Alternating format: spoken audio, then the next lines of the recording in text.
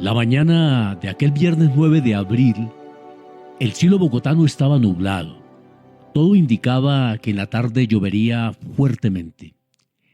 Era mediodía y por la carrera séptima la gente andaba deprisa, especialmente los empleados públicos que salían a buscar el almuerzo en los restaurantes del sector. Hasta el famoso bobo del tranvía andaba con sus afanes. El doctor Jorge Eliezer Gaitán, con 3 cercanos amigos, estaba en su oficina 406 del edificio Agustín Nieto Caballero, una construcción de la arquitectura francesa neoclásica. Se preparaban para ir al restaurante Continental a almorzar y a celebrar. El día anterior, en una audiencia que había concitado la atención del país, Gaitán había logrado la absolución del teniente Jesús Cortés, quien 10 años atrás, en Manizales, mató a tiros a un periodista que había escrito una columna en contra suya. Con su extraordinaria oratoria, Gaitán convenció al jurado de que hubo una afrenta al honor militar y que la reacción del teniente había sido proporcional a la ofensa recibida. «Es el mayor triunfo de mi carrera», decía Gaitán. Sus alegres risas retumbaban por todo el edificio. Iban al elegante restaurante del Hotel Continental. Plinio Apuleyo había invitado. «Soy muy caro», le había dicho Gaitán, medio en broma y medio en serio. La alegría del grupo, además del triunfo del día anterior que celebraron hasta las 4 de la madrugada, también lo era por el favoritismo de Gaitán en sus aspiraciones presidenciales, que sería la culminación de una brillante carrera política en la que había sido representante a la Cámara, alcalde de Bogotá, ministro de Educación y de Trabajo. El entusiasmo por la candidatura de Gaitán para las elecciones presidenciales de 1950 en nombre del Partido Liberal era tal que el famoso cantante Pacho Galán, el creador de 13 ritmos musicales, le compuso una canción que empezaba a ser muy popular. Este es el momento, este es el momento, este es el momento, la patria hay que salvar. A la presidencia, a la presidencia, a la presidencia, Gaitán tiene que ir. El pueblo lo quiere, el pueblo lo quiere, el pueblo lo quiere y él que hace sentir. Vamos a la carga, vamos a la lucha, vamos a la carga, vamos con el grito.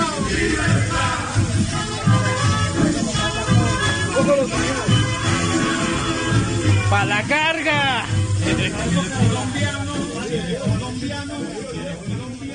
A pesar del optimismo de ese día, no olvidaban la violencia que vivía el país y el asesinato diario de militantes liberales que llevó a Gaitán a organizar la impresionante manifestación del silencio 2 meses atrás. Una multitud profundamente dolorida que como hipnotizada escuchó un discurso cargado de emoción sin gritar y sin siquiera aplaudir. Señor presidente, serenamente, tranquilamente, con la emoción que atraviesa el espíritu de los ciudadanos que llenan esta plaza, os pedimos que ejerzáis vuestro mandato, el mismo que os ha dado el pueblo para que devuelvas al país la tranquilidad pública. Todo depende ahora de vos. Quienes aniegan en sangre el territorio de la patria cesarían en su ciega perfidia. Esos espíritus de mala intención callarían por vuestra voluntad. Amamos hondamente a esta nación y no queremos que nuestra barca victoriosa tenga que navegar sobre ríos de sangre hacia el puerto de su destino inexorable. Señor presidente, aquí no reclamamos tesis económicas o políticas, Apenas os pedimos que ejerzáis vuestro mandato para que nuestra patria no transite por caminos que nos avergüencen ante propios y extraños. Os pedimos hechos de paz y de civilización. Nosotros, señor presidente, no somos cobardes. Somos descendientes de los bravos que llegaron a aniquilar las tiranías en este suelo sagrado. Somos capaces de sacrificar nuestra vida por la paz y la libertad de Colombia. Impedid, Señor, la violencia. Queremos la defensa de la vida humana, que es lo menos que puede pedir un pueblo. En vez de esta fuerza ciega desatada, debéis aprovechar la capacidad del trabajo de un pueblo para el beneficio y el progreso de Colombia.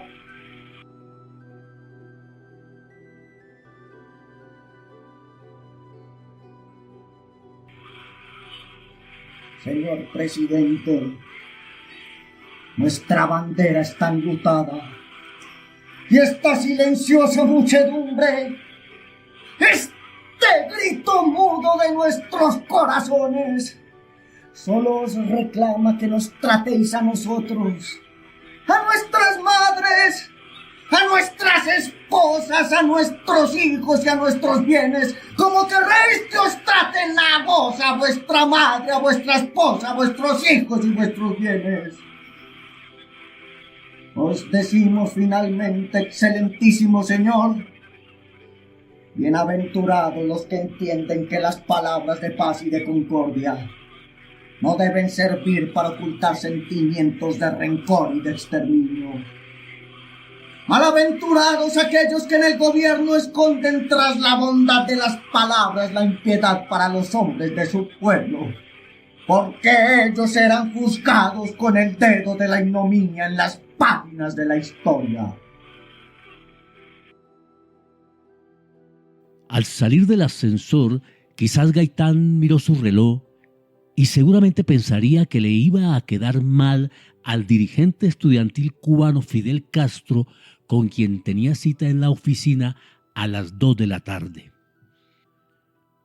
Nadie podía imaginarse que en instantes se desencadenarían una serie de acontecimientos que marcarían el inicio de una nueva etapa en la historia de la violencia en Colombia y la convertiría en uno de los países más violentos del mundo.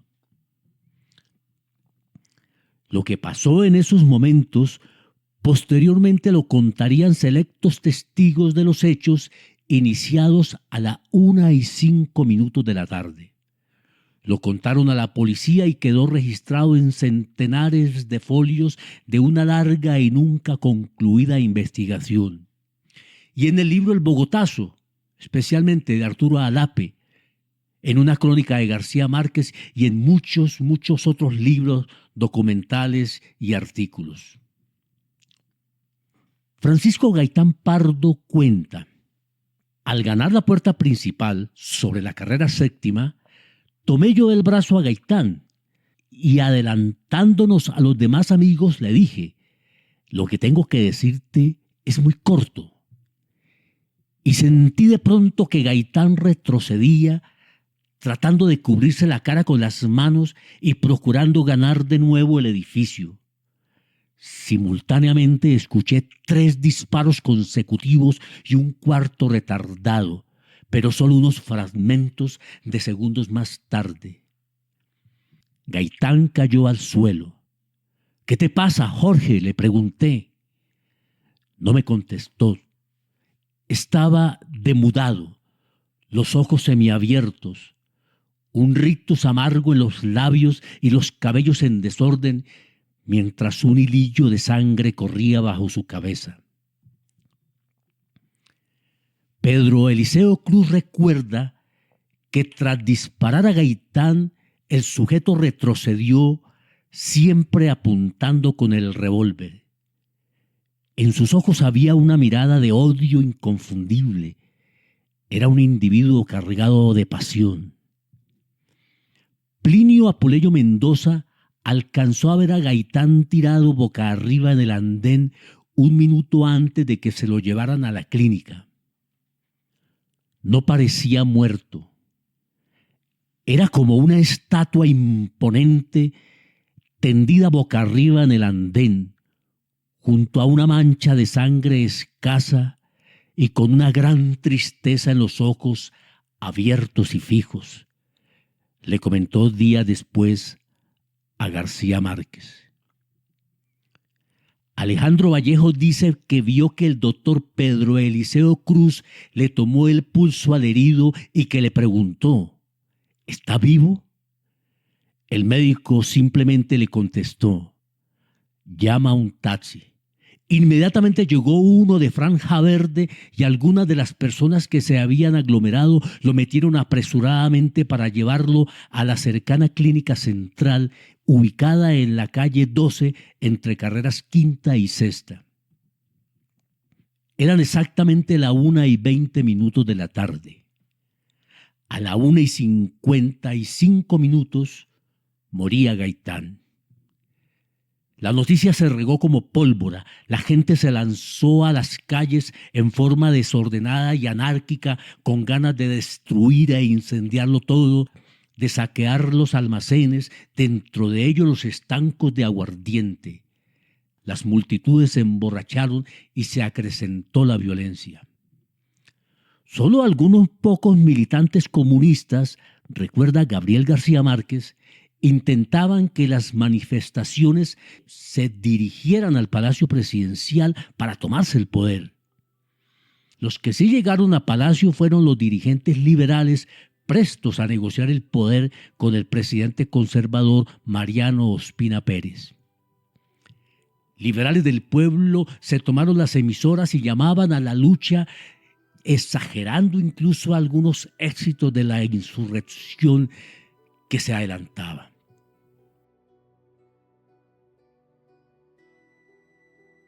Pueblo liberal de Colombia, el gobierno conservador ha caído. El doctor Gaitán empieza a ser vengado. Todos los demócratas de Colombia están apoderados del control de la República. ¡Viva la Revolución Popular Izquierdista Colombiana! ¡Aló a los colombianos en el exterior! ¡Aló a los colombianos en el exterior! ¡Aló a los colombianos en el exterior! A la 1:30 del día 9 de abril de 1948, a la 1 de 1948, a nuestra calle 1415 fue asesinado por un policía conservador, el doctor Jorge Eliezer Gaitán, por órdenes del Partido Conservador y del gobierno conservador. 4 balazos por la espalda le dio el policía conservador mandado por el gobierno conservador y asesinó a la 1:30 al salir de su oficina el doctor Jorge Eliezer Gaitán, situada en las calles 14 y 15 con carrera séptima. Aló a las fuerzas liberales izquierdistas, aló a las fuerzas liberales izquierdistas de Colombia. Se han levantado todas las divisiones de la policía en la capital de la República a favor del movimiento revolucionario.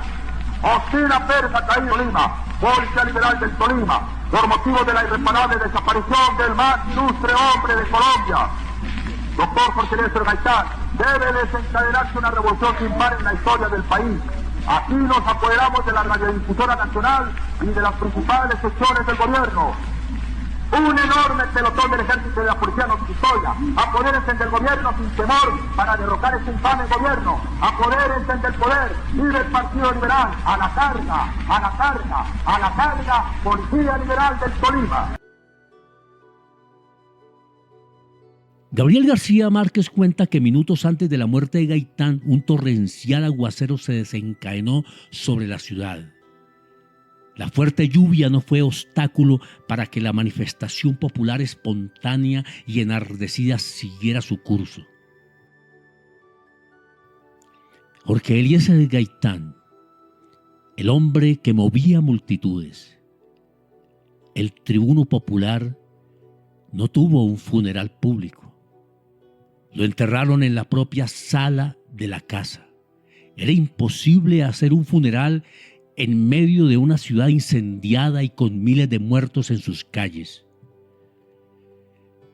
El asesino se llamaba Juan Roa Sierra, un joven de vagas simpatías nazis que había coqueteado con sectas rosacruces y conversaba con la Virgen María. Era el número 13 de 14 hermanos. Se sospecha que no actuó solo, pero la investigación no prosperó. no dejaron que prosperara. Tampoco se investigó a un hombre elegante que alentó a su linchamiento. La oligarquía esparció varios rumores: que lo habían matado los comunistas, que había sido obra de la Unión Soviética para hacer fracasar la 9ª Conferencia Panamericana que esos días sesionó en Bogotá, presidida por el general George Marshall, secretario de Estado de Estados Unidos. El nombre de Fidel Castro, quien estaba esos días en un encuentro alternativo a la Conferencia Panamericana, también fue señalado.